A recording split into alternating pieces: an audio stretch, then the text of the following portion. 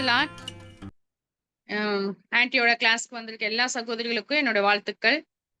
மீண்டுமாக கூட இந்த மாசத்துல நம்ம சகோதரிகளாக சேர்ந்து சத்திய வசனங்களை தியானிக்க தேவன் நல்ல ஒரு நேரத்தை கொடுத்தார். அதுக்காக நம்ம தேவனுக்கு நன்றி சொல்லலாம். நம்ம கூட இனியுடைய கிளாஸுக்காகவும் அவருடைய ஆசீர்வாதத்துக்காகவும் மற்ற எல்லா விதமான கிருபைகளுக்காகவும் நம்ம ஜெபிச்சு ஆரம்பிக்கலாம். கிளாஸ்க்காக ஜெபிச்சுட்டு நம்ம பாட்டு பாடிட்டு நம்ம கிளாஸ்க்காக நம்ம போகலாம். நம்ம கண்கள் மூடி நம்ம இந்த கிளாஸ்க்காக நம்ம ஜெபிக்கலாம். எங்கள் அன்பு பிதாவே, கர்த்தாவே, இந்த வேலைக்காய் உமக்கு நன்றி செலுத்துகிறோம். மீண்டுமாய் ஒரு நாளை தந்து நாங்கள் சகோதரிகளாய் உம்முடைய சமூகத்தில் அமர்ந்து நாங்கள் படிக்க எங்களுக்கு உதவி செய்தீர். அதுக்காக உமக்கு நன்றி செலுத்துகிறோம். இந்த நேரத்தை ஆசீர்வதிங்க ஏசப்பா. நாங்கள் படிக்கக்கூடிய சத்தியங்கள் எங்கள் வாழ்க்கைக்கு பிரயோஜனமாக இருக்கத்தக்கதாக உதவி செய்யுங்க ஆண்டவரே. நாங்கள் சகோதரிகளை குறித்து அதிகமாய் படித்து நல்ல ஒரு புத்தியுள்ள ஸ்திரீயாய் இருந்து குடும்பத்தை கட்ட நீர் எங்களுக்கு உதவி செய்ய வேண்டுமாய் நாங்கள் கெஞ்சுகிறோம். ஆன்ட்டிக்காக நாங்கள் ஜெபிக்கிறோம். நல்ல ஒரு செய்தியை தேவ ஆவியானது மூலம் எங்களுக்கு தர நீர் உதவி செய்யுங்க. நல்ல பலனை தாருங்க ஆண்டவரே. ரின்சிக்காக ஜெபிக்கிறோம். அவங்க கூட தமிழை டிரான்ஸ்லேட் பண்ணும்போது கூட தேவையான வார்த்தைகளை தேவன் தந்து ஆசீர்வதிக்க வேண்டுமாய் நாங்கள் கெஞ்சுகிறோம். வந்திருக்கிற ஒவ்வொரு சகோதரிகளையும் ஆசீர்வதிங்க. பாடலை ஆசீர்வதிங்க, ரெக்கார்டிங் ஆசீர்வதிங்க சப்பா. இதெல்லாம் ஆண்டவரே தேவன் எங்களுக்கு ஆசீர்வாதம் தர வேண்டுமா கெஞ்சுகிறோம். எல்லா சகோதரிகளும் கலந்து கொள்ள உதவி செய்யுங்க. எந்த விதமான ஒரு நெட்வொர்க் ப்ராப்ளம் இல்லாதபடிக்கு இந்த கிளாஸ் முழுவதும் கூட உங்களுடைய பிரசன்னத்தினால் எங்களை ஆசீர்வதிக்க வேண்டுமா நாங்கள் கெஞ்சுகிறோம். இந்த நேரம் முழுவதையும் பொறுப்படுத்திக் கொள்ளுங்க. இயேசுவின் மூலம் பிதாவே, ஆமேன். திண்டுக்கல் சபையில் இருக்கக்கூடிய பிரியா நமக்காக ஒரு பாட்டு பாடுவாங்க.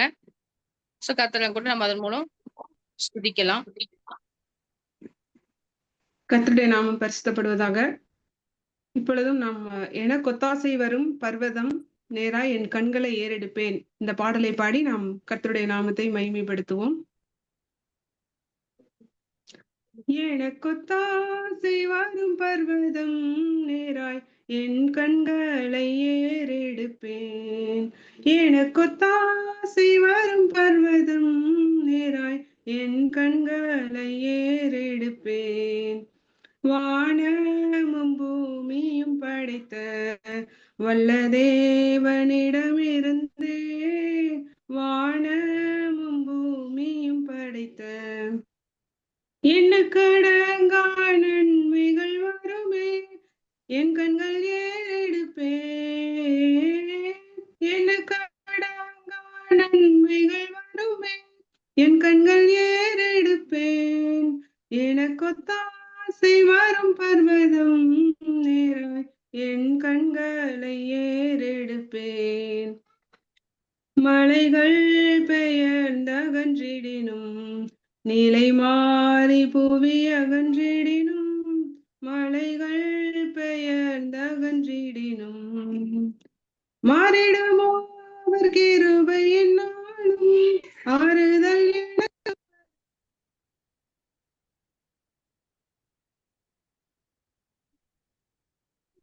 என்னாலும் ஆறுதல் எனக்கு வரே. கொத்தாசை வரும் பர்வதம் நேராய் என் கண்களை ஏறெடுப்பேன். கொத்தாசை வரும் பர்வதம் நேராய் என் கண்களை ஏறெடுப்பேன். என் காலை தள்ளாட ஓட்டார் என்னை காக்கும் தேவன் உறங்கார். என் காலை தள்ளாட ஓட்டார் இஸ்ரவேலை காக்கும் நல் தேவன் ராப்பகல் உறங்காரே. இஸ்ரவேலை காக்கும் நல் தேவன் ராப்பகல் உறங்காரே. கொத்தாசை வரும் பர்வதம் ஏறெடுப்பேன். கொத்தாசை வரும் பர்வதம் என் கண்களை ஏறெடுப்பேன். தீங்கும் என்னை அணுகாமல் ஆத்துமாவை காக்கும் என் தேவன். தீங்கும் என்னை அணுகாமல் போக்கையும் மரத்தையும் பத்திரமாக காப்பாரே இது முதலாய். போக்கையும் மரத்தையும் பத்திரமாக காப்பாரே இது முதலாய்.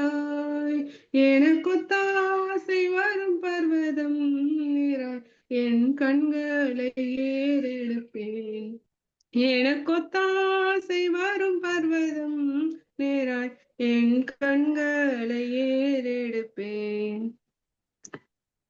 கர்த்தருடைய நாமம் மகிமைப்படுவதாக. ஆமென். தேங்க்ஸ் பிரியா. ஸோ நம்ம செய்திக்காக கூட நம்ம போகலாம்.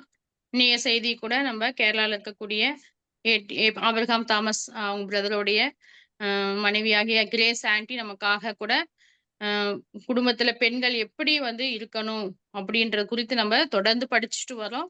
ஸோ அதன் தொடர்ச்சியாக கூட நம்ம இன்னைக்கு கிளாஸை கூட நம்ம ஜெபத்தோட நம்ம கேட்க தேவன் நமக்கு உதவி செய்வாராக. இந்த கிளாஸ்க்காக கூட நம்ம போகலாம். Aunty, you take the class. Okay, ദൈവനാമത്തിന് മഹത്വം ഉണ്ടാകട്ടെ. கர்த்தருடைய நாமம் மகிமைப்படுவதாக.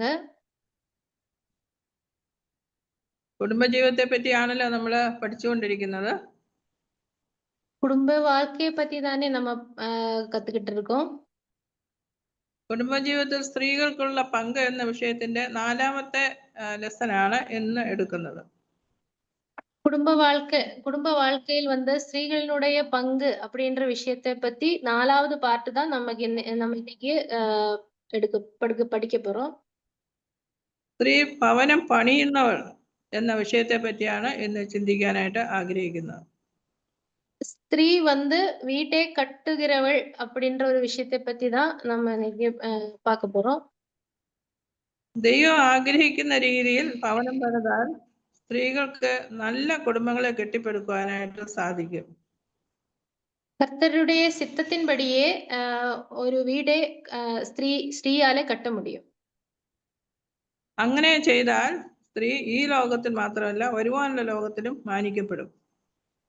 அப்படி சென்றால் அவள் வந்து இந்த உலகத்தில் மட்டும் கிடையாது, பரலோக வாழ்க்கையிலும் கூட ஆசீர்வதிக்கப்படுவாள். കുടുംബത്തിലും സഭയിലും സമൂഹത്തിലും സ്ത്രീകൾക്ക് അവരുടേതായിട്ടുള്ള ഒരു സ്ഥാനമുണ്ട്. குடும்பத்திலே, சபையிலே, சமூகத்திலும் கூட அவளுக்கு நிறைய பங்கு இருக்கிறது. ആ സ്ഥാനവും സ്വാധീനവും ഉപയോഗിച്ച് നല്ല കുടുംബങ്ങളെയും സഭയെയും സമൂഹത്തെയും കെട്ടിപ്പടുക്കുന്നതിൽ സ്ത്രീകൾക്ക് ഒരു പങ്കുണ്ട്.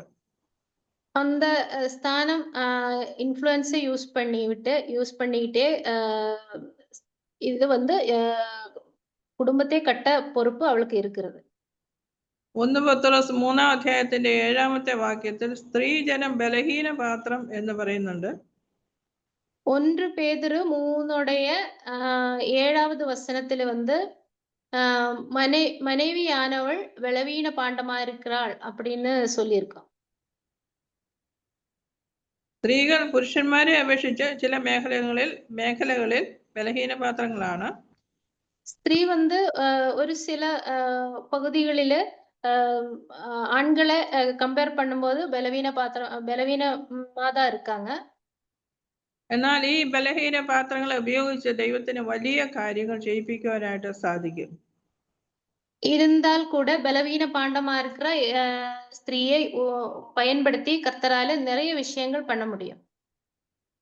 കുശവന്റെ കയ്യിലെ കളിമണ്ണ് പോലെ കർത്താവിന്റെ കയ്യിൽ ഒതുങ്ങിയിരുന്നാൽ മാത്രം മതി. குயவன் கையிலே களிமண் மாதிரி கர்த்தருடைய கரங்களிலே ஸ்திரீ ஒதுங்கி இருந்தா மட்டும் போதும். കുശവന് മണ്ണ് കുഴച്ച് തനിക്കിഷ്ടമുള്ള ഏത് ഷേപ്പിലും ആ മണ്ണിനെ ആക്കി തീർക്കാനായിട്ട് കഴിയും. குயவன் வந்து அந்த மண்ணை குழைத்து எந்த உருவம் வேணாலும் செய்ய முடியும்.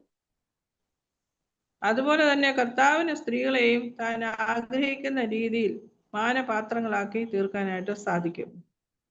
அதே மாதிரியே கர்த்தராலும் கூட இந்த ஸ்திரீயை வந்து ஒரு மான பாத்திரமாக மாத்த முடியும்.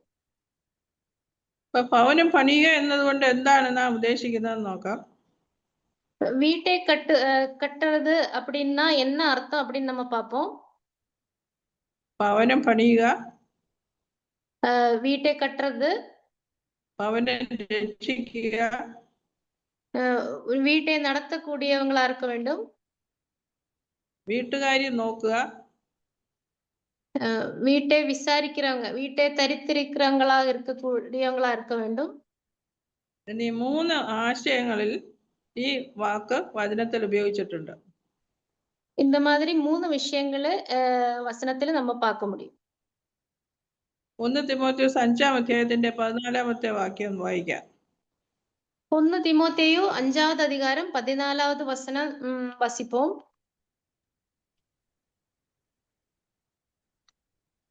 ஆகையால் விவாகம் பண்ணவும் பிள்ளைகளை பெறவும்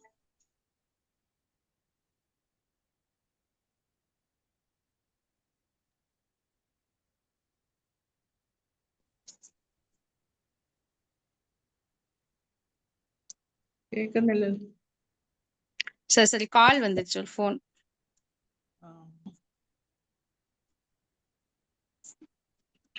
இளம் வயதுள்ள விதவைகள் விவாகம் பண்ணவும் பிள்ளைகளை பெறவும் வீட்டை நடத்தவும் விரோதியானவள் நிந்திக்கிறதற்கு இடம் உண்டாக்காமல் இருக்கவும் வேண்டும் என்றிருக்கிறேன்.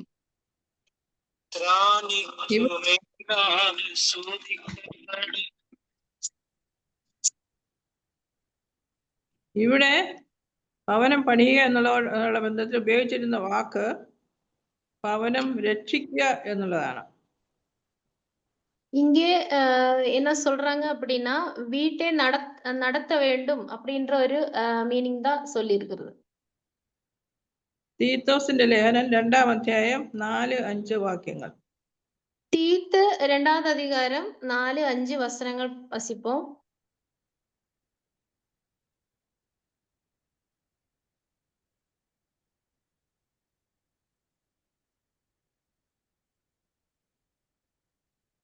தேவ வசனம் தூசிக்கப்படாதபடிக்கு பாலிய ஸ்திரீகள் தங்கள் புருஷரிடத்திலும் தங்கள் பிள்ளைகளிடத்திலும் அன்புள்ளவர்களும் தெளிந்த புத்தியுள்ளவர்களும் கற்புள்ளவர்களும் வீட்டில் தரித்திருக்கிறவர்களும் நல்லவர்களும் தங்கள் புருஷருக்கு கீழ்ப்படுகிறவர்களுமாய் இருக்கும்படி அவர்களுக்கு படிப்பிக்கத்தக்க நற்காரியங்களை போதிக்கிறவர்களுமாய் இருக்கவும் முதிர் வயதுள்ள ஸ்திரீகளுக்கு புத்தி சொல்லு. ഇവിടെ ഉപയോഗിച്ചിരിക്കുന്ന വാക്ക് വീട്ടുകാര്യം നോക്കുക എന്നാണ്. இங்கே என்ன வார்த்தை யூஸ் பண்ணியிருக்கோம் அப்படின்னா வீட்டில் தரித்திருக்கிறவங்களா இருக்க வேண்டும் அப்படின்ற வார்த்தை தான் யூஸ் பண்ணியிருக்கோம். രൂത്തിന്റെ പുസ്തകം 4-ാം അധ്യായത്തിന്റെ 11-ാമത്തെ വാക്യം. ரூத் உடைய புஸ்தகம் 4வது அதிகாரம் 11வது வசனம்.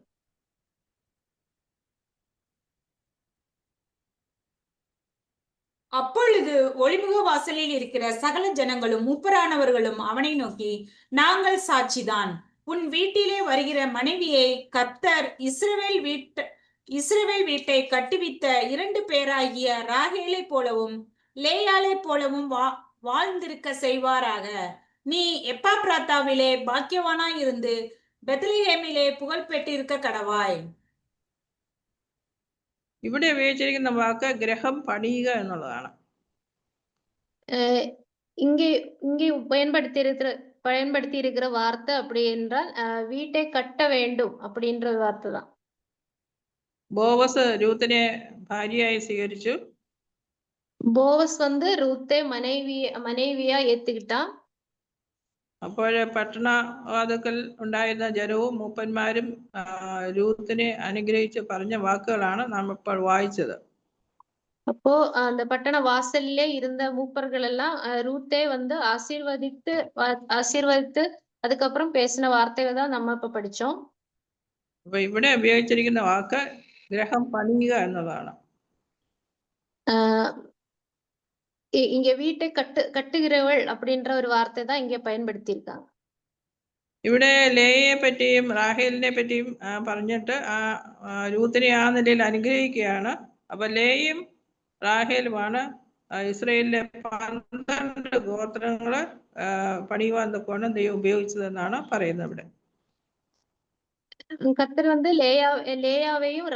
லேயாளையும் ராகேலையும் பயன்படுத்தி தான் 12 கோத்திரத்தையும் பணிதிருக்காரு. அதுதான் இது இங்கேயே சொல்றாங்க.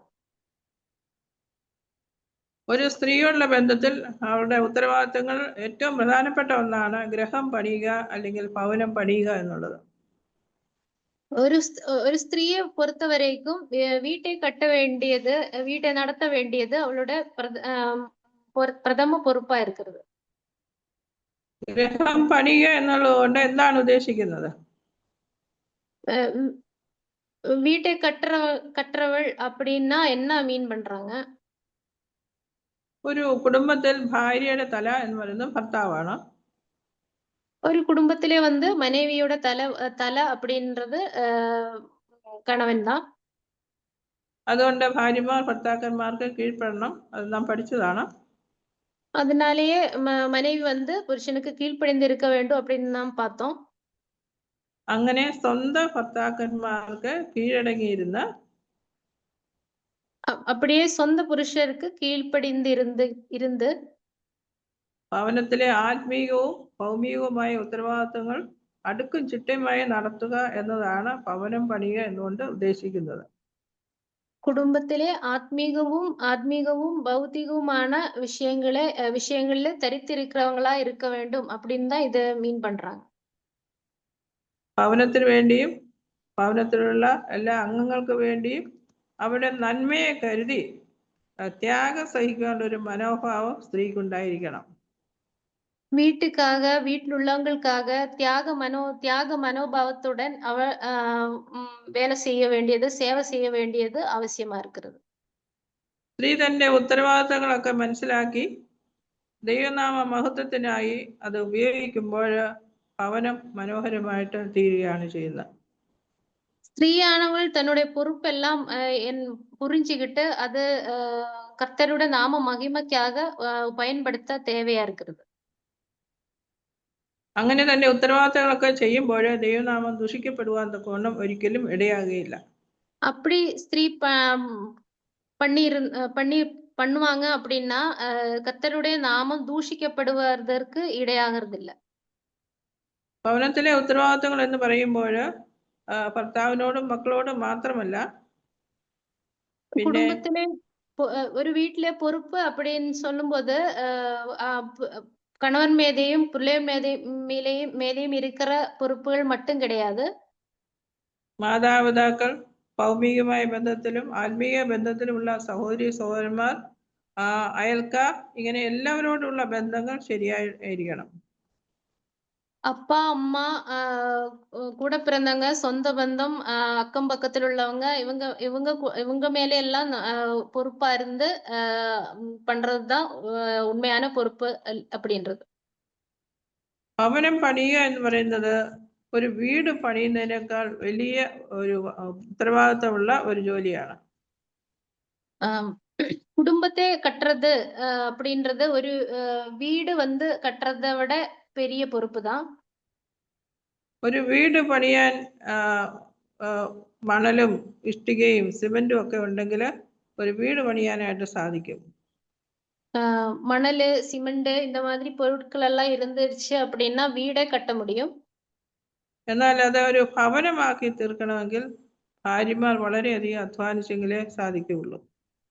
ஆனா அது வந்து ஒரு குடும்பமா மாத்துறதுக்கு மனைவி வந்து ஸ்திரீ வந்து நிறைய உழைப்பு, ஸ்திரீயோட உழைப்பு நிறைய தேவைப்படுது. ബലഹീനരായ സ്ത്രീകൾക്ക് ദൈവം തന്നിരിക്കുന്ന വലിയൊരു ഉത്തരവാദിത്തമാണിത്. பலவீனமா இருக்கிற ஸ்திரீக்கு வந்து கர்த்தர் கொடுத்திருக்கிற ஒரு பெரிய பொறுப்பு தான் இது.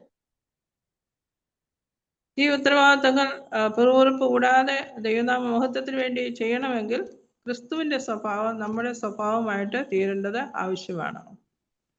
இந்த பொறுப்புகள் எல்லாம் எதுவா இருந்தாலும் அது வந்து முறுமுறுப்பு இல்லாம நம்ம பண்ணணும் அப்படின்னா, ஒரு ஸ்திரீ வந்து பண்ணணும் அப்படின்னா கர்த்தருடைய சுபாவம், மனோபாவம் வந்து ஸ்திரீக்குள்ளே உருவாக வேண்டியது அவசியமா இருக்குது. കർത്താവ് നമ്മളെ സ്നേഹിച്ചതുപോലെ തന്നെ നമ്മളും സ്വാർത്ഥരായിട്ട് അതിനെ സ്നേഹിക്കണം. கர்த்தர் வந்து நம்ம எப்படி நேசிச்சாரோ அதே மாதிரியே சுயநலம் இல்லாமல் நம்ம குடும்பத்துக்காக மற்றவங்களே நேசிக்க வேண்டும். കർത്താവ് ക്ഷമിച്ചതുപോലെ നാമും ക്ഷമിക്കേണ്ടത് ആവശ്യമാണ്. கர்த்தர் மன்னிச்சு விட்டது மாதிரி நம்மளும் அடுத்தவங்களே மன்னிக்க வேண்டியது அவசியமா இருக்கு. അങ്ങനെ ചെയ്തെങ്കിൽ മാത്രമേ കർത്താവിന്റെ സ്വഭാവം നമ്മുടെ സ്വഭാവമായിട്ട് മാറുകയുള്ളൂ. அப்படி நம்ம பண்ணோம் அப்படின்னா மட்டும்தான் கர்த்தருடைய சுபாவம் நம்ம சுபாவமா மாறும். കൊലോസ്യർക്ക് എഴുതിയ ലേഖനം 3-ാം അധ്യായത്തിലെ 12 മുതൽ 14 വരെയുള്ള വാക്യങ്ങൾ വായിക്കാം. கொலோசியருக்கு எதிரான நிரூபம் 3வது அதிகாரம் 12 14 வரைக்கும் நம்ம வாசிப்போம்.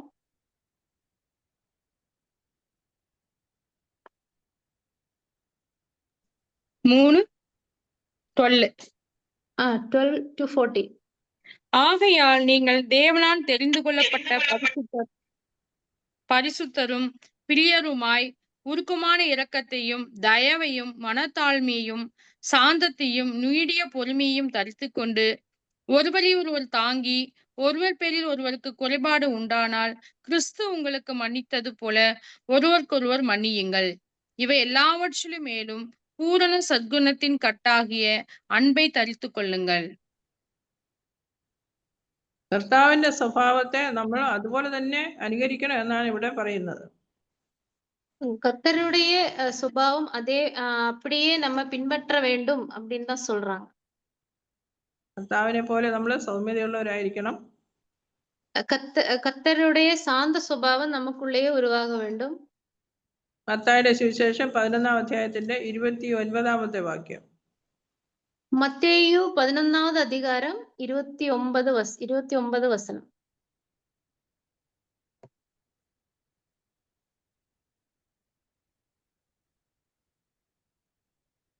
11:29. ஆமாக்கா. நான் சாந்தமும் மனத்தாழ்மையுமாய் இருக்கிறேன். என் நுகத்தை உங்கள் மேல் ஏற்றுக்கொண்டு என்னிடத்தில் கற்றுக்கொள்ளுங்கள். அப்பொழுது உங்கள் ஆத்துமாக்களுக்கு இளைப்பாறுதல் கிடைக்கும். என் நுகம் மெதுவாயும் என் சுமை லகுவாயும் இருக்கிறது என்றார். കർത്താവിനെ പോലെ സൗമ്യതയുള്ളവരാകണം. അതുപോലെ തന്നെ കർത്താവിനെ പോലെ സമാധാനം ഉണ്ടാക്കുന്നവരും ആകേണ്ടത് ആവശ്യമാണ്. கர்த்தர் காமிச்ச மாதிரியே நம்மளும் கூட சாந்தமும் மனத்தாழ்மையும் சமாதானத்தை கொடுக்கிறவங்களுமா இருக்க வேண்டியது அவசியமா இருக்கு. കർത്താവ് പിതാവിന്റെ ഹിതത്തിന് പൂർണ്ണമായിട്ട് കീഴ്പ്പെട്ടു. അതുപോലെ തന്നെ നാമും കർത്താവിന്റെ ഹിതത്തിന് പൂർണ്ണമായിട്ട് കീഴ്പ്പെടേണ്ടത് ആവശ്യമാണ്. கர்த்தர் பிதாவின் சித்தத்துக்கு கீழ்ப்படிந்து இருந்த மாதிரியே நம்மளும் கூட கர்த்தருடைய சித்தத்துக்கு கீழ்ப்படிந்து இருக்க வேண்டியதும் அவசியமா இருக்கு. യോഹന്നാന്റെ സുവിശേഷം 4-ാം അധ്യായത്തിന്റെ 34-ാമത്തെ വാക്യം. யோவான் 4வது அதிகாரம் 34வது வசனம். இயேசு அவர்களை நோக்கி, நான் என்னை அனுப்பினவருடைய சித்தத்தின்படி செய்து அவருடைய கிரியையை முடிப்பதே என்னுடைய போஜனமாய் இருக்கிறது. ഇവിടെ കർത്താവ് പറയുന്നത് ആഹാരം മനുഷ്യർക്ക് എന്തുമാത്രം ആവശ്യമാണോ അതുപോലെയാണ് കർത്താവ് പിതാവിന്റെ ഹിതം നിറവേറ്റിയതെന്നാണ്. போஜனம் ஆகாரம் மனிதருக்கு எவ்வளவு தேவையோ அதே மாதிரிதான் கர்த்தர் பிதாவின் சித்தத்தை நிறைவேற்றுறாரு. അങ്ങനെ കർത്താവ് നമുക്കൊരു മാതൃക കാണിച്ചിട്ടുണ്ട്. ആ മാതൃക നമ്മൾ ഫോളോ ചെയ്യേണ്ടത് ആവശ്യമാണ്. கர்த்தர் காமிச்ச அந்த மாதிரியே நம்ம பின்பற்ற வேண்டியது மிக முக்கியமான ஒரு விஷயமா இருக்கு. 1 പത്രോസ് 2-ാം അധ്യായത്തിന്റെ 21-ാമത്തെ വാക്യം. 1 பேதுரு 2வது அதிகாரம் 21வது வசனம் வசிப்போம்.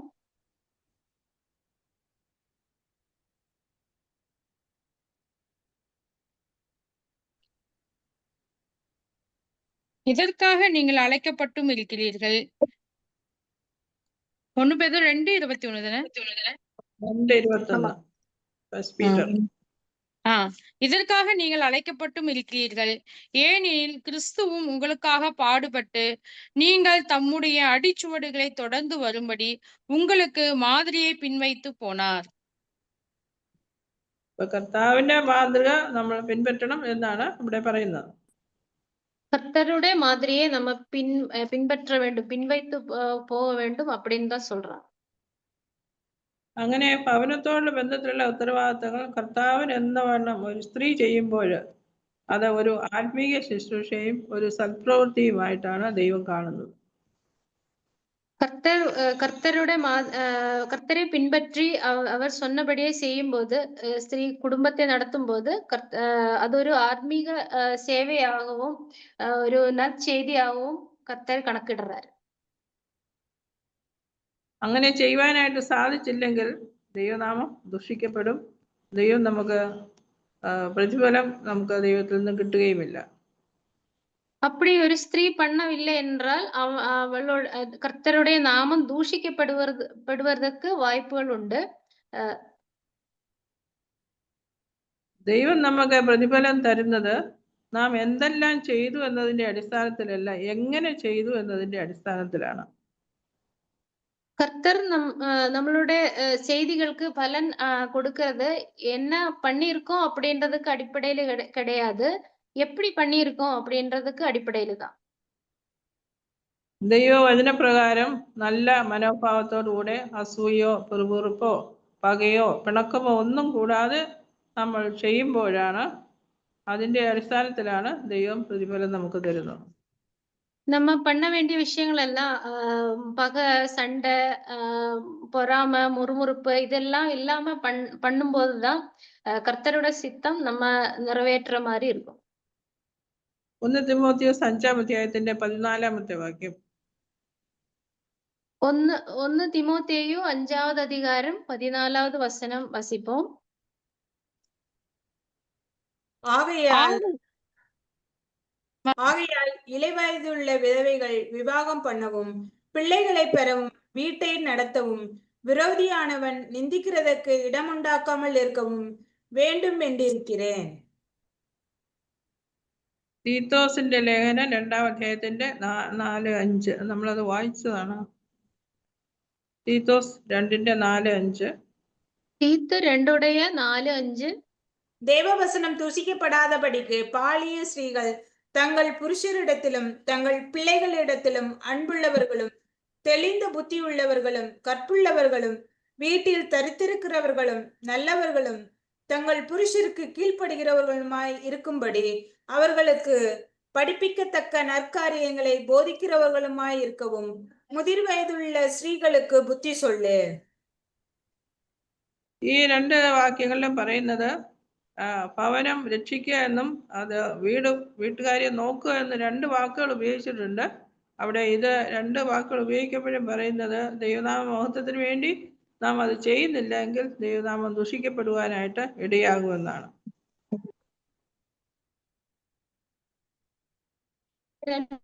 சொல்றாங்க வீட்டை நடத்த வேண்டும், வீட்டு காரியங்களை விசாரிக்க வேண்டும், விசாரிக்கிறவங்களா கூட இருக்க வேண்டும் அப்படின்னு சொல்றாங்க. இந்த 2 விஷயங்களை கூட பண்ணல அப்படின்னா கர்த்தருடைய நாமம் தூஷிக்கப்படுவதற்கு வாய்ப்புகள் உண்டு. 1 തിമോത്തിയോസ് 5-ന്റെ 10 സ്ത്രീകൾക്ക് ഭവനത്തിൽ ചെയ്യാവുന്ന ശുശ്രൂഷകളെ പറ്റി പറയുന്നുണ്ട്. 1 തിമോത്തേയു 5-வது அதிகாரம் 10-வது வசனத்துல வந்து ஸ்திரீகளுக்கு வீட்டுக்குள்ளேயே பண்ணக்கூடிய சேவைகளை பண்ண வேண்டிய விஷயங்களை பத்தி சொல்லியிருக்காங்க. பிள்ளைகளை வளர்த்து அந்நியரை உபசரித்து பரிசுத்தவான்களுடைய கால்களை கழுவி உபத்திரப்படுவர்களுக்கு உதவி செய்து சகலவித நற்கிரியைகளையும் ஜாக்கிரதையாய் நடப்பித்து இவ்விதமாய் நற்கிரியைகளை குறித்து நற்சாட்சி பெற்றவளுமாய் இருந்தால் அப்படிப்பட்ட விதவையை விதவை கூட்டத்தில் சேர்த்து கொள்ள வேண்டும். ഇവിടെ 5 തരത്തിലുള്ള ശുശ്രൂഷകളെ പറ്റി പറയുന്നുണ്ട്. இங்க 5 விதமான சேவைகளை பற்றி சொல்றாங்க. ഇവയെല്ലാം ഒരു ഭാര്യയിൽ നിന്നും ദൈവം പ്രതീക്ഷിക്കുന്ന കാര്യങ്ങളാണ്. இவ எல்லாம் கூட ஸ்திரீயிலிருந்து கர்த்தர் எதிர்பார்க்கக்கூடிய விஷயங்கள் தான். ഭവനത്തിന്റെ പണിയോടുള്ള ബന്ധത്തിൽ ഏറ്റവും അത്യാവശ്യം പണമോ ആരോഗ്യമോ വിദ്യാഭ്യാസമോ ഒന്നുമല്ല. പിന്നെ എന്താണ് ആവശ്യം? ദൈവഹിത പ്രകാരം ഭവനം പണിയണമെങ്കിൽ ദൈവഭക്തിയും ദൈവിക ജ്ഞാനവും ആവശ്യമാണ്. இந்த மாதிரி விஷயங்கள் ஆரோக்கியம், கல்வி இதெல்லாம் இருந்தால் கூட, இதெல்லாம் முக்கியமா இருந்தால் கூட, அதை விட முக்கியமா இருக்கிறது குடும்பத்தை நடத்துவதற்கு தெய்வம் கொடுக்கிற ஞானம் தான் தேவைப்படுது. സദൃശവാക്യങ്ങൾ 14-ാം അധ്യായത്തിന്റെ 1-ാം വാക്യം ഇങ്ങനെ പറയുന്നു: സ്ത്രീകളിൽ ജ്ഞാനമുള്ളവർ തന്റെ വീട് പണിയുന്നു, പോഷത്വമുള്ളവളോ സ്വന്തം കൈകളാൽ ഒളിച്ചു കളയുന്നു. നീതിമൊഴികൾ 14வது அதிகாரம் 1வது வசனம். புத்தியுள்ள ஸ்ரீ தன் வீட்டை கட்டுகிறாள், புத்தியில்லாத ஸ்ரீயோ தன் கைகளினால் அதை இடித்து போடுகிறாள். 1 തിമോഥെയോസ് 5-ാം അധ്യായത്തിന്റെ 13-ാമത്തെ വാക്യത്തിൽ വീട് പൊളിക്കുന്ന പോഷത്വമുള്ള സ്ത്രീകളെ പറ്റി പറയുന്നുണ്ട്. 1 தீமோத்தேயு 5வது அதிகாரம் 13வது வசனத்துல வந்து வீட்டை இடித்து போடுகிற உங்களை பத்தி சொல்றாங்க. அதுவும் அல்லாமல் அவர்கள் சோம்பல் உள்ளவர்களாய் வீடு வீடாய் திரிய பழகுவார்கள். சோம்பல் உள்ளவர்களாய் மாத்திரமல்ல, அளப்புகிறவர்களாயும் வீணளவுள் காரியங்களையும் தகாத காரியங்களையும் பேசுகிறவர்களுமாய் இருப்பார்கள். അപ്പോ ഒരു സ്ത്രീയെ സംബന്ധിച്ചോളം അവൾക്ക് വീട് പണിയാൻ സാധിക്കും, അതേസമയം തന്നെ വീട് പൊളിച്ചു കളയുവാനും സാധിക്കും. ஒரு ஸ்திரீயை பொறுத்த வரைக்கும் அவளாலே வீட்டை கட்டவும் முடியும், அதை இடித்து போடவும் கூட முடியும். വീട് പൊളിക്കുന്ന സ്ത്രീകളെ സംബന്ധിച്ച് ഇവിടെ പറയുന്നത് അവൾ വീട്ടിനുള്ളിൽ സമയം ചെലവഴിക്കാനായിട്ട് ഇഷ്ടപ്പെടുന്നില്ല എന്നാണ്. வீட்டை இடித்து போடுகிற மாதிரி இருக்கிற ஸ்திரீகளை பத்தி என்ன சொல்றாங்க அப்படின்னா, அவள் வந்து வீட்டுக்குள்ளே இருக்கிறதுக்கு அவளுக்கு விருப்பம் கிடையாது அப்படின்னு சொல்றாங்க. ഭർത്താവ് ജോലിക്ക് പോകും, കുഞ്ഞുങ്ങൾ സ്കൂളിൽ പോകും, അവര് പോയിട്ട് വൈകുന്നേരത്തേക്ക് തിരിച്ചെത്തുകയുള്ളൂ. கணவர் வந்து வேலைக்கு போயிடுவாரு, பிள்ளைங்க ஸ்கூலுக்கு போயிடுவாங்க, அவங்க சாயந்தரம் தான் திரும்பி வந்துருவாங்க. അപ്പോ സ്വന്തം വീട്ടുകാരെ നോക്കാൻ താല്പര്യമില്ലാത്ത സ്ത്രീകൾ എന്ത് ചെയ്യും? അയൽ വീടുകളിലൊക്കെ പോയി അവരുമായിട്ട് സംസാരിച്ച് മറ്റുള്ളവരുടെ കുറ്റവും കുറവും എല്ലാം പറഞ്ഞ് രസിച്ച് അങ്ങനെ സമയം കളയും. வீட்டுக்குள்ளேயே இருக்கிறதுக்கு விருப்பம் இல்லாத ஸ்திரீ வந்து என்ன பண்ணுவாங்கன்னா, அக்கம் பக்கத்துல எல்லாம் போய் அங்கேயே போய் பேசிக்கிட்டு வீட்டில் உள்ள அவளோட பொறுப்புகளே பண்ணாம இருப்பாங்க. അങ്ങനെയുള്ളവരെ വായാടികൾ എന്നാണ് ഇവിടെ വാക്യത്തില് പറയുന്നത്. அப்படி போய் பேசிட்டு இருக்கிறவங்களே அலப்புகிறவர்கள் வாயாடின்னு தான் சொல்லியிருக்கிறது வசனத்துல. മത്തായിയുടെ സുവിശേഷം 7-ാം അധ്യായത്തിന്റെ 24 മുതൽ 27 വരെയുള്ള വാക്യങ്ങളിൽ ആരാണ് ജ്ഞാനികൾ, ആരാണ് പോഷന്മാർ എന്ന് പറയുന്നുണ്ട്. மத்தாயி 7வது அதிகாரம் 24லிருந்து 27 வரைக்கும் யாரு புத்தி உள்ளவங்க, யாரு புத்தி இல்லாதவங்க அப்படின்னு சொல்லி இருக்கிறது. ஆகையால் நான் சொல்லிய இந்த வார்த்தைகளை கேட்டு இவைகளின்படி செய்கிறவன் எவனோ அவனை கன்மலையின் மேல் தன் வீட்டை கட்டின புத்தியுள்ள மனுஷனுக்கு ஒப்பிடுவேன். பெருமழை சொரிந்து பெருவெள்ளம் வந்து காற்று அடித்து அந்த வீட்டின் மேல் மோதியும் அது விழவில்லை, ஏனென்றால் அது கன்மலையின் மேல் அஸ்திபாரம் போடப்பட்டிருந்தது. நான் சொல்லிய இந்த வார்த்தைகளை கேட்டு இவைகளின்படி செய்யாதிருக்கிறவன் எவனோ அவன் தன் வீட்டை மணலின் மேல் கட்டின புத்தி இல்லாத மனுஷனுக்கு ஒப்பிடப்படுவான். അപ്പൊ ജ്ഞാനമുള്ള മനുഷ്യൻ ദൈവത്തിന്റെ വചനം അനുസരിക്കും. അവൻ ബുദ്ധിയുള്ള മനുഷ്യനാണ്. അവൻ പാറമേൽ വീട് പണിത ബുദ്ധിയുള്ള മനുഷ്യനോടാണ് ഇവിടെ ഉപമിച്ചിരിക്കുന്നത്.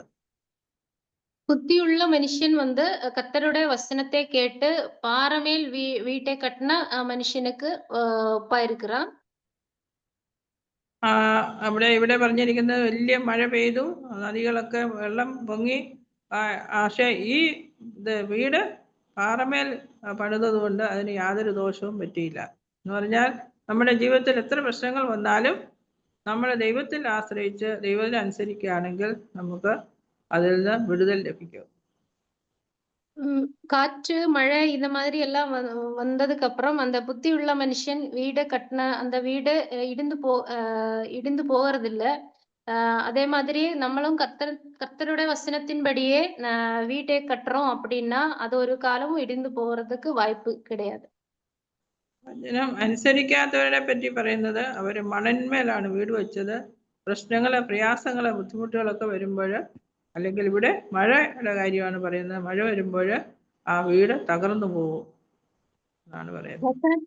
வசனத்தின்படியே வீடு கட்டாதவங்களை பத்தி என்ன சொல்றாங்க அப்படின்னா, அவங்க வீடு மணல் மேலே வீடு கட்டி அது மழை புயல் இந்த மாதிரி எல்லாம் வரும்போது அந்த இடிந்து போறதுக்கு வாய்ப்பு இருக்கிறது அப்படின்னு சொல்லுது.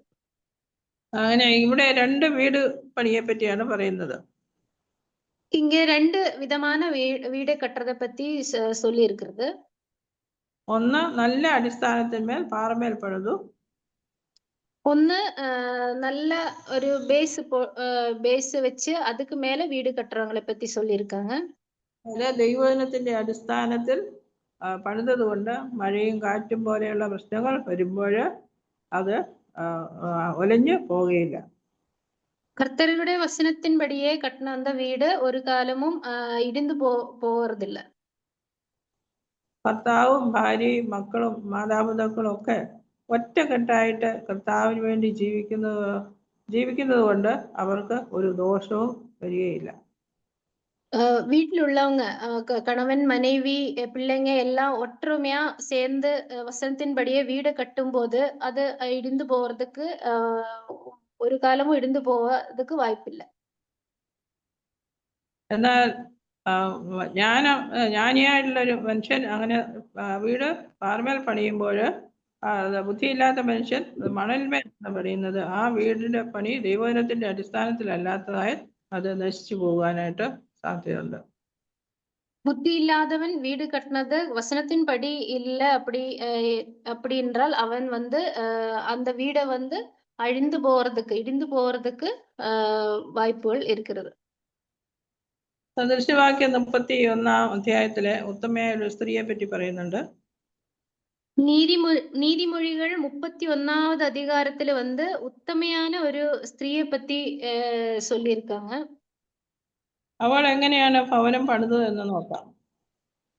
அவள் எப்படி அந்த ஸ்திரீ எப்படி வீட்டை கட்டினாள் அப்படின்னு நம்ம பார்ப்போம். അവളുടെ ജീവിതശൈലി എങ്ങനെയായിരുന്നു എന്നും നമുക്ക് പഠിക്കാം. அவளுடைய வாழ்க்கை முறை எப்படி இருந்தது அப்படின்னு நம்ம படிப்போம். അവൾ അവളുടെ ഭവനത്തോടുള്ള ബന്ധത്തിൽ വളരെ ബിസി ആയിരുന്ന ഒരു സ്ത്രീയായിരുന്നു. அந்த ஸ்திரீ வீட்டிலேயே ரொம்ப பிஸியான ஒரு ஸ்திரீயா இருந்தாள். മടി പിടിച്ചിരിക്കാൻ അവൾക്ക് സമയമില്ലായിരുന്നു. சோம்பேறியா வீட்டிலேயே உட்கார்றதுக்கு அவளுக்கு நேரம் இல்லாம இருந்தது. തന്റെ ഭർത്താവിന്റെയും മക്കളുടെയും ഭവനത്തിലുള്ള എല്ലാവരുടെയും നന്മയ്ക്ക് വേണ്ടി എന്ത് ത്യാഗവും സഹിക്കാൻ ഉള്ള ഒരു സന്നദ്ധ മനസ്സ് അവൾക്കുണ്ടായിരുന്നു. தன்னோட புருஷனுக்காகவும் பிள்ளைங்களுக்காகவும் என்ன வேணாலும் பண்ணக்கூடிய ஒரு தியாக மனோபாவம் அந்த ஸ்திரீக்கு இருந்தது. അവള് വളരെ രാവിലെ തന്നെ എഴുന്നേറ്റ് അവളുടെ ഓരോ ഉത്തരവാദിത്തങ്ങൾ ചെയ്യാനായിട്ട് ശ്രമിക്കും. விடிய காலமே எழுந்திருச்சு தான் பண்ணக்கூடிய பொறுப்புகளை அவள் பண்ணிட்டு இருந்தாள். 31-ാം അധ്യായത്തിന്റെ 15-ാമത്തെ വാക്യം. இருட்டோடு எழுந்து தன் வீட்டாருக்கு ஆகாரம் கொடுத்து தன் வேலைக்காரிகளுக்கு படியளிக்கிறாள். അപ്പൊ ഇവിടെ നമ്മൾ അവൾക്ക് വേലക്കാരത്തി ഉണ്ട് എങ്കിൽ തന്നെയും അവൾ രാവിലെ തന്നെ എഴുന്നേറ്റ് അവിടെ എല്ലാവർക്കും ആഹാരമുണ്ടോ അത് കൊടുക്കുന്നതിന്റെ ഉത്തരവാദിത്വം അവൾ ഏറ്റെടുത്ത് അതെല്ലാം ചെയ്തുകൊണ്ടിരുന്ന ഒരു സ്ത്രീ ആയിരുന്നു അത്. இங்க நம்ம என்ன பாக்குறோம் அப்படின்னா அவங்களுக்கு வீட்டிலேயே வேலைக்காரிகள் எல்லாம் இருக்காங்க. இருந்தா கூட அதிகாலையில விடிய காலமே எழுந்திருச்சு வேலை பார்க்கக்கூடிய ஒரு ஸ்திரீயா இருக்காங்க. അതിന്റെ 13-ാമത്തെ വാക്യം 31-ന്റെ 13. ஆட்டு மயிரையும் சணலையும் தேடி தன் கைகளினால் உற்சாகத்தோടെ வேலை செய்கிறாள். അപ്പൊ അവള് തേടിപ്പിടിച്ച് ആട്ടുരോമവും ചണവും ഒക്കെ തേടിപ്പിടിച്ച് കൊണ്ടുവന്ന് താല്പര്യത്തോടുകൂടി അങ്ങനെ വേല ചെയ്യുന്ന ഒരു സ്ത്രീയായിട്ട് കാണാം. ஆட்டு ரோமும் ஆட்டு முடியும் அதெல்லாம் தேடி பிடிச்சு தூரத்திலிருந்து எடுத்துட்டு கூட வேலை பார்க்கிற ஒரு ஸ்திரீயா நம்ம பார்க்க முடியும். 14-ാമത്തെ വാക്യം. அவள் வியாபார கப்பலை போலிருக்கிறாள், தூரத்திலிருந்து தன் ആഹാരത്തെ കൊണ്ടുവരികയാൾ. വീട്ടുകാർക്ക് ആവശ്യമുള്ള ആഹാരം എന്തെന്നുള്ളവള് മനസ്സിലാക്കി അതിന് കുറച്ച് ദൂരം യാത്ര ചെയ്യണമെങ്കിൽ അങ്ങനെ യാത്ര ചെയ്ത് ആഹാരം അവൾ കൊണ്ടുവരുന്നു. வீட்டில் உள்ளவங்களுக்கு போஜனம் பண்றதுக்கு தேவையான பொருட்கள் என்ன அப்படின்றது தேடி பார்த்து தூர தேசத்திலிருந்து கூட அவள் கொண்டு வந்துடுவா. 16ாமത്തെ വാക്യം. ஒரு வயலை விசாரித்து அதை வாங்குகிறாள். தன் கைகளின் சம்பாத்தியத்தினால் திராட்சை தோட்டத்தை நாட்டுகிறாள். ഇവിടെ നമ്മൾ കാണുന്ന അവൾ വീട്ടിൽ ഇരുന്നു കൊണ്ട് തന്നെ കുടുംബത്തിന്റെ ആദായം വർദ്ധിപ്പിക്കാൻ ശ്രമിക്കുന്നതായിട്ട് കാണാം. இங்க நம்ம என்ன பாக்குறோம் அப்படின்னா, வீட்டுக்குள்ளேயே இருந்து வீட்டுக்கு தேவையான விஷயங்களை பண்றாங்க. சொத்து சேர்க்கறது நம்ம பார்க்க முடியும். சம்பாதிக்கிறத பார்க்க முடியும். 16ാം വാക്യത്തിന്റെ അവസാന ഭാഗം പറയുന്നത് തന്റെ അധ്വാനം കൊണ്ട് അവര് മുന്തിരിത്തോട്ടം ഉണ്ടാക്കുന്നു എന്നാണ്. இங்க என்ன சொல்றோம் அப்படின்னா, அந்த கடின உழைப்பினாலே அவள் திராட்சை தோட்டத்தை உருவாக்கினாள் அப்படின்னு சொல்றாங்க. 12ാമത്തെ വാക്യം. தன் வியாபாரம் பிரயோஜனம் உள்ளதென்று அறிந்திருக்கிறாள். இரவிலே அவள் விளக்கு அணையாது இருக்கும். രാത്രിയിൽ അവളുടെ വിളക്ക് കെട്ടുപോകാനായിട്ട് ഇടയാകുകയില്ല. കാരണം എന്താണ്? അവൾ നേരത്തെ തന്നെ നോക്കിക്കൊണ്ട് കാര്യങ്ങൾ ചെയ്യും. വിളക്കിന് വേണ്ട എണ്ണയൊക്കെ വാങ്ങിച്ച് നേരത്തെ തന്നെ വെക്കും. ராத்திரி இரவில கூட அவளோட விளக்கு அணையாதிருக்கும் அப்படின்னு சொல்லியிருக்கிறது வசனத்துல. அப்படி அதுக்கு என்ன அர்த்தம் அப்படின்னா, விளக்குக்கு தேவையான எண்ணெய் கூட ராத்திரிக்கு விளக்குக்கு எண்ணெய் தேவை அப்படின்றது கூட அவளு முன்னாடியே யோசிச்சு அது வாங்கி வச்சிருவாள். 21ാമത്തെ വാക്യം. தன் வீட்டார் அனைவருக்கும் இரட்டைப்புரை உடுப்பிருக்கிறதால் தன் வீட்டாரின் நிமித்தம் குளிருக்கு பயப்படாள். അപ്പൊ ഇവിടെ പറയുന്നത് തണുപ്പുകാലമാണ്. തണുപ്പുകാലം ആകുമ്പോഴത്തേക്ക് തണുപ്പുകാലം വന്നിട്ട് ഞാൻ കമ്പിളി വസ്ത്രം വാങ്ങിച്ചു വെക്കാം എന്നല്ല വിചാരിക്കുന്നത്. തണുപ്പുകാലം വരുന്നതിന് മുന്നേ കുഞ്ഞുങ്ങൾക്കും ഭർത്താവിനും ആവശ്യമായുള്ള കമ്പിളി വസ്ത്രങ്ങൾ ഒന്നുകിൽ അവൾ തനിയെ ഉണ്ടാക്കും, അല്ലെങ്കിൽ അവൾ വാങ്ങി വെക്കും. குளிர்காலம் வர்றதுக்கு முன்னாடியே அவள் யோசிச்சு அதுக்கு தேவையான பொருட்கள், கம்பளி, வஸ்திரங்கள் எல்லாம் சேர்த்து அவளோட புருஷனுக்காகவும் பிள்ளைகளுக்காகவும் சேர்த்து வைப்பாள். നമ്മുടെ കാലാവസ്ഥയുള്ള ബന്ധത്തില് നമുക്ക് എന്താണ് ചെയ്യാൻ സാധിക്കുന്നത്? മഴക്കാലം വരുമ്പോൾ കുഞ്ഞുങ്ങൾക്ക് ഒന്നിൽ റെയിൻ കോട്ടോ അല്ലെങ്കിൽ കുടയോ ഒക്കെ നേരത്തെ തന്നെ വാങ്ങിച്ച് നമുക്ക് കൊടുക്കാനായിട്ട് സാധിക്കും. സ്കൂളിൽ നിന്ന് നനഞ്ഞ് കുളിച്ച് വന്നു കഴിഞ്ഞിട്ട് പിന്നെ അവർക്ക് വാങ്ങിച്ചു കൊടുക്കുകയല്ല ചെയ്യുന്നത്. നേരത്തെ മുൻകൂട്ടി കാര്യങ്ങൾ കണ്ടു ചെയ്യുന്നു. நம்மளும் கூட முன்னாடியே எல்லாம் பிளான் பண்ணிட்டு நம்ம பண்ண முடியும். குளிர்காலமும் மழைக்காலமும் எல்லாம் வந்ததுக்கு அப்புறம் ஸ்வெட்டரு, கொடை, அந்த மாதிரி கோட்டு எல்லாம் வாங்குறதுக்கு பதிலா அதுக்கு முன்னாடியே நம்ம வாங்கி வச்சு வைக்க முடியும்.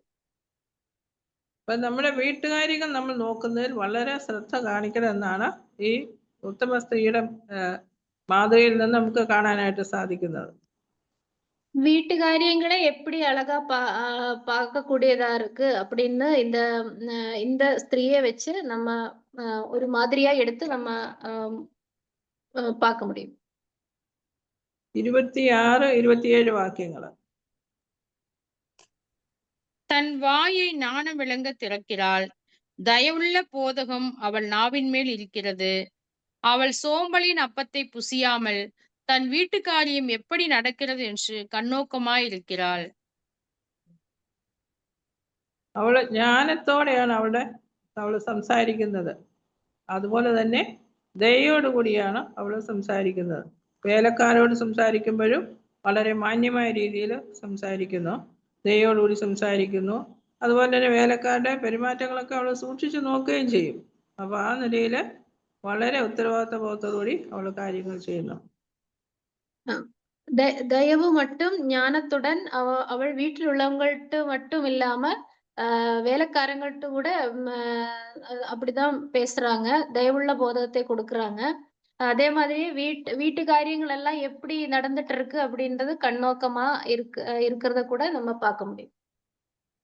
പലപ്പോഴും പല സ്ത്രീകളും ചെയ്യുന്നത് മക്കളോട് വളരെ ദയയായിട്ടും ജ്ഞാനത്തോടും ഒക്കെ പെരുമാറും. വേലക്കാരോട് അങ്ങനെ പെരുമാറുകയില്ല, ദയൊന്നും കാണിക്കുകയില്ല. വളരെ കാഠിന്യമായിട്ട് അവരോട് ഇടപെടും. അത് ഒരു ഭക്തിയുള്ള സ്ത്രീയുടെ ലക്ഷണമല്ല.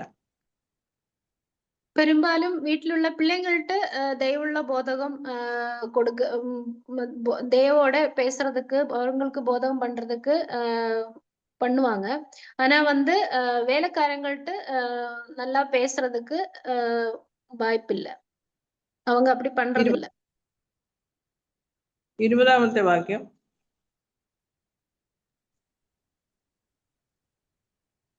சிறுமியானவர்களுக்கு தன் கையை திறந்து ஏழைகளுக்கு தன் கரத்தை நீட்டுகிறாள். മറ്റുള്ളവരെ സഹായിക്കുന്നതിൽ അവരുടെ ആവശ്യങ്ങൾ മനസ്സിലാക്കുന്നതിലും അവള് വളരെ മുൻപന്തിയിൽ നിന്നിരുന്നു. ஏழைங்களுக்கு மத்தவங்களுக்கு எல்லாம் தேவையான உதவி பண்றதுக்கு அவள் வந்து எப்போ அப்படி பண்ணிட்டு இருந்தாள். 23ാമത്തെ വാക്യം.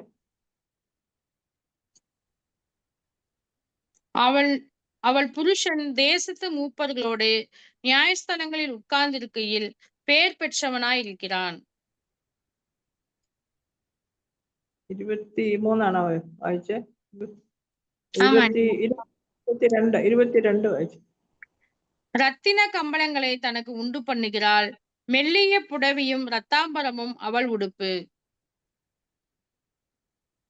അവളുടെ വസ്ത്രധാരണത്തെ പറ്റിയാണ് ഇവിടെ പറയുന്നത്. മാന്യമായ രീതിയിൽ വസ്ത്രധാരണം ധരിക്കുന്ന ഒരു സ്ത്രീയായിരുന്നു അവൾ. அந்த ஸ்திரீயோட வஸ்திரத்தை பத்தி தான் இங்க சொல்லி இருக்கிறது.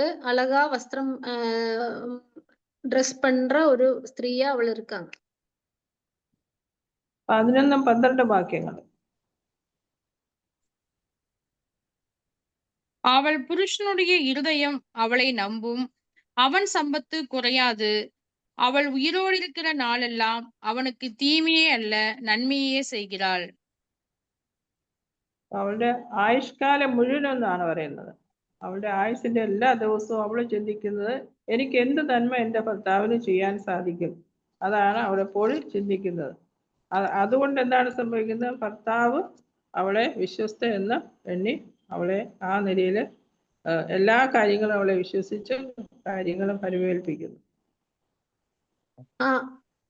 அந்த ஸ்திரீ வந்து அவளோட ஆயுள் முழுதும் கூட தன் புருஷனுக்கு நன்மையை செய்கிற ஒரு மனைவியா இருக்கிறாள்.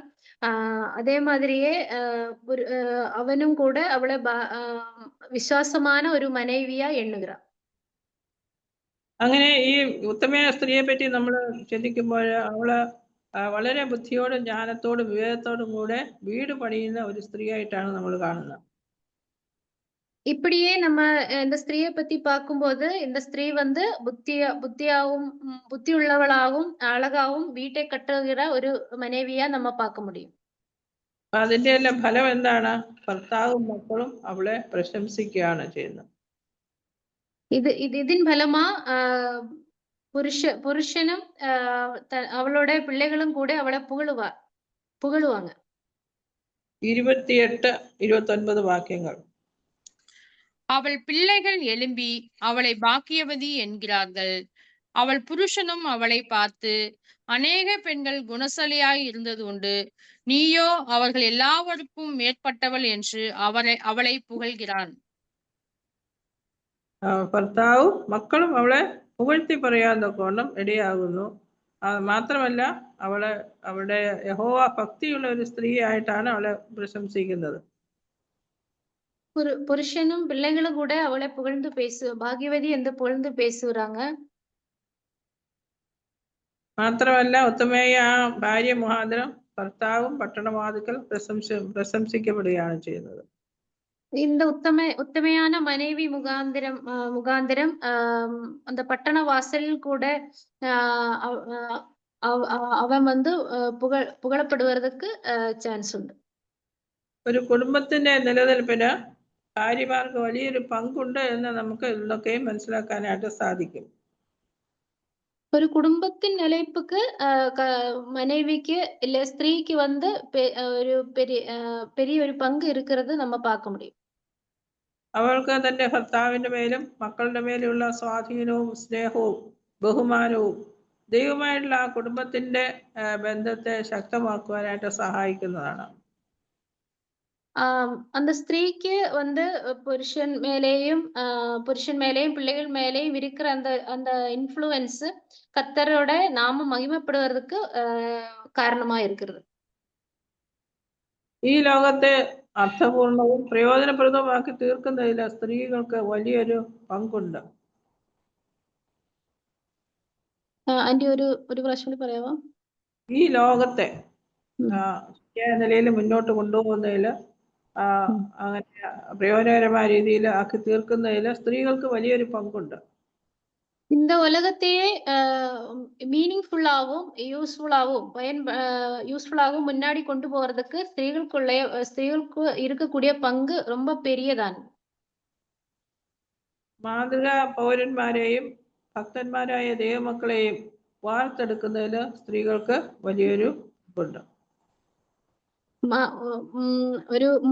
ஒரு மாடல் சிட்டிசனையும் அதே மாதிரி கர்த்தருக்கு பயப்படுகிற பிள்ளைகளாகவும் பிள்ளைகளை வளர்க்கறதுல ஸ்திரீகளுக்கு இருக்கக்கூடிய பங்கு பெரிய பங்குதான்.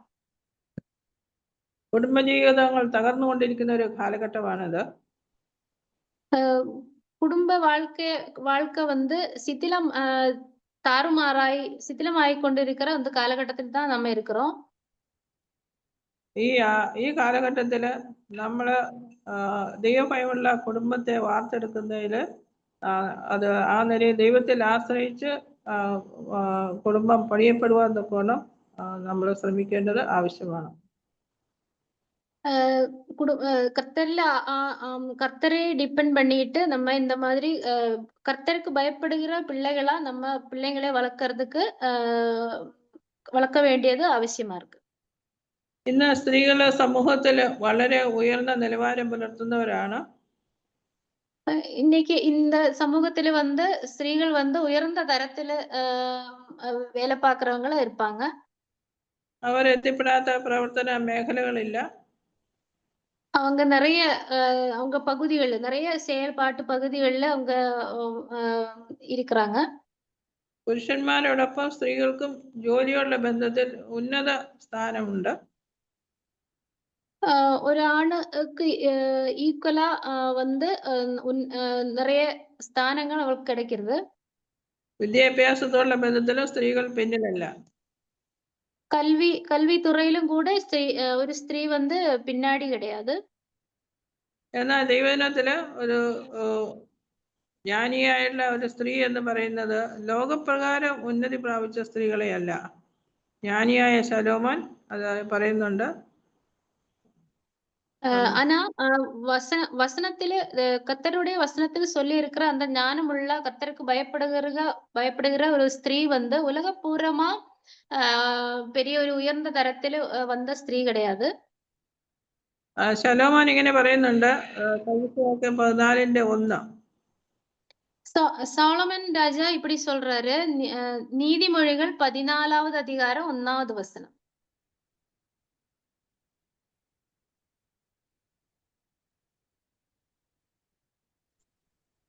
புத்தியுள்ள ஸ்திரீ தன் வீட்டை கட்டுகிறாள், புத்தியில்லாத ஸ்திரீயோ தன் கைகளினால் அதை இடித்து போடுகிறாள்.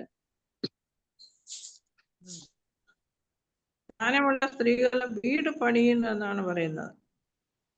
புத்தியுள்ள ஒரு ஸ்திரீ வந்து வீட்டை கட்டுகிறாள் அப்படின்னு சொல்லி இருக்கு. സാധാരണയായി വീട് പണിയുന്നത് ആരാണ്? പുരുഷന്മാരാണ്. സാധാരണമായി വീട് കട്ടുறது ഒരു ആണുதான். എന്നാൽ ഇവിടെ ആരാ വീട് പണിയുന്നത്? സ്ത്രീ വീട് പണിയുന്നെന്നാണ് പറഞ്ഞത്. ஆனா இங்க வந்து ஸ்திரீ வீடு கட்டுறதா சொல்லியிருக்காங்க. ഇവിടെ വീടെന്ന് പറയുമ്പോൾ ഒരു കെട്ടിടത്തെയല്ല, ഒരു കുടുംബത്തെയാണ് ഉദ്ദേശിക്കുന്നത്. இங்க வீடு அப்படின்றது மீன் பண்ணி இருக்கிறது ஒரு கட்டடம் கிடையாது, அது ஒரு குடும்பத்தை தான். ഒരു കുടുംബം പണിയുന്നതിനുള്ള ഉത്തരവാദിത്വം സ്ത്രീക്കാണ് ദൈവം തന്നിരിക്കുന്നത്. குடும்பத்தை வீட்டை கட்டுகிற அந்த பொறுப்பு வந்து ஸ்திரீக்கு தான் கர்த்தர் கொடுத்திருக்கிறாரு.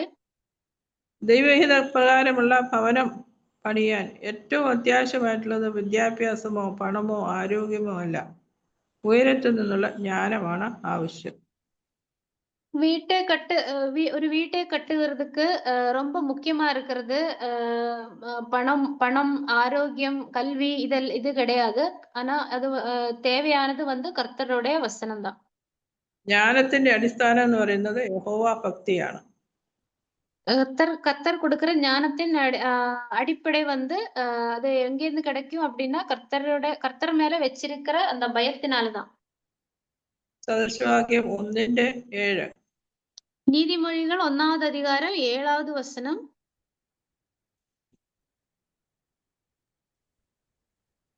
கர்த்தருக்கு பயப்படுதலே ஞானத்தின் ஆரம்பம், மூடர் ஞானத்தையும் போதகத்தையும் அசட்டை பண்ணுகிறார்கள். ഈ ജ്ഞാനം നമുക്ക് ലഭിക്കുന്നത് ദൈവത്തിൽ നിന്നാണ്. സദൃശവാക്യം 2:6. இந்த ஞானம் நமக்கு கிடைக்கிறது கர்த்தர் கிட்டே இருந்துதான்.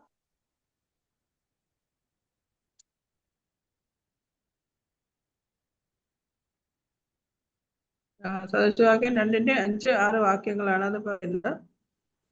ദൈവഭക്തിയുള്ള സ്ത്രീകൾക്ക് തന്റെ ഭവനത്തെ ഒരു ആത്മീയ ഗ്രഹമായിട്ട് പണിയുവാനായിട്ട് സാധിക്കുകയുള്ളൂ.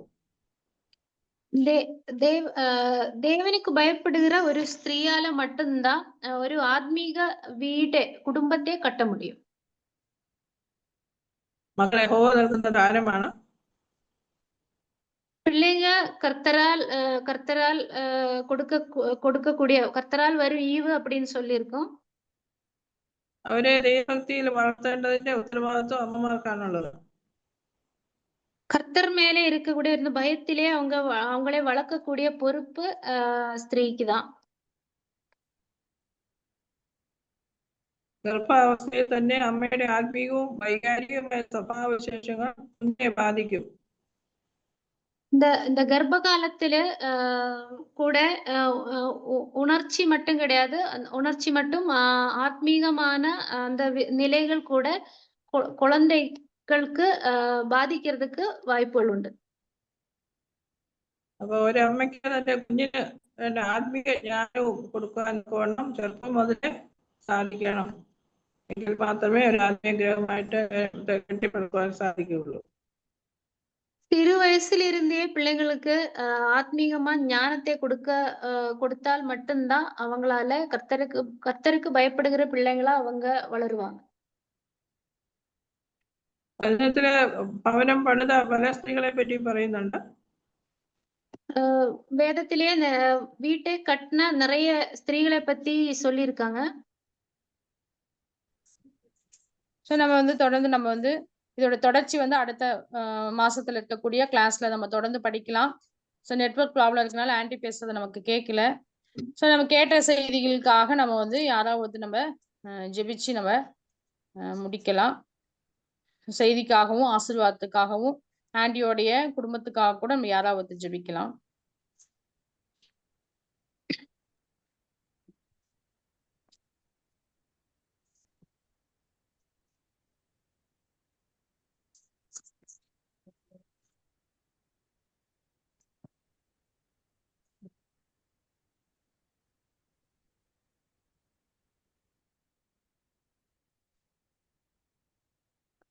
எங்கள் அன்பு பிதாவே கர்த்தாவே, இந்த வேலைக்காய் உமக்கு நன்றி செலுத்துகிறோம். இந்த நேரத்திலையும் கூட இந்த கொஞ்ச நேரம் கூட நாங்கள் சகோதரிகளாக அமர்ந்து புத்தியுள்ள ஸ்திரீ தன் வீட்டை எப்படி கட்டுகிறாள் என்று நாங்கள் வீட்டை கட்டக்கூடிய அந்த காரியங்களை குறித்து நாங்கள் படித்தோம் ஆண்டவரே. அதுக்காக உமக்கு நன்றி ஏசப்பா. வேதத்தில் காணப்படுகிறது போல வீட்டை கட்டுகிற பொறுப்பானது ஸ்திரீயிடத்தில் காணப்படுவதனால் நாங்களும் கூட ஒரு புத்தியுள்ள ஸ்திரீயாக இருந்து கர்த்தருக்குள் எங்கள் வீட்டை கட்டக்கூடியவர்களாக இருக்க எங்களுக்கு உதவி செய்யுங்க ஆண்டவரே. வேதத்தில் நாங்கள் படித்த அந்த வசனத்தின் அடிப்படையில ஆண்டவர் தேவனுக்கு பிரியமுள்ள ஒரு ஸ்திரீகளாய் நடந்து கொள்ள கர்த்தாவே வேத வசனத்தின் அடிப்படையில நாங்கள் குடும்பத்தை கட்டக்கூடியவர்களாக இருக்க எங்களுக்கு உதவி செய்ய வேண்டுமாய் கெஞ்சுகிறோம். இந்த நேரத்துல என் கூட கொடுத்த சத்தியங்களுக்காய் உமக்கு நன்றி செலுத்துகிறோம். கொடுத்த செய்திக்காய் உமக்கு ஸ்தோத்திரம் ஏசப்பா. ஆண்டவரே ஆன்டிக்காக கூட நன்றி செலுத்துகிறோம். ஆண்டவரே எங்களுக்கு கூட இந்த சத்திய வசனங்களை பகிர்ந்து கொடுக்க நீர் அவர்களை பலப்படுத்தினீர், அதுக்காக உமக்கு நன்றி ஆண்டவரே. லின்சிக்காக நாங்கள் ஜெபிக்கிறோம். மகளும் கூட டிரான்ஸ்லேட் பண்ணுவதற்கு நீர் உதவி செய்தீர், அதுக்காக உமக்கு ஸ்தோத்திரம் ஏசப்பா. இந்த கேட்ட சத்தியத்தை நாங்கள் இருதயத்தில் ஆண்டவரை வைத்து அதுக்கு கீழ்ப்படிய அதன்படி நடக்க நீர் எங்களுக்கு உதவி செய்யுங்க. தேவன் தான் இந்த செய்தி ஆசீர்வாதத்தை கொடுத்ததுக்காக நமக்கு ஸ்தோத்திரம். இயேசுவின் மூலம் பிதாவே, ஆமீன்.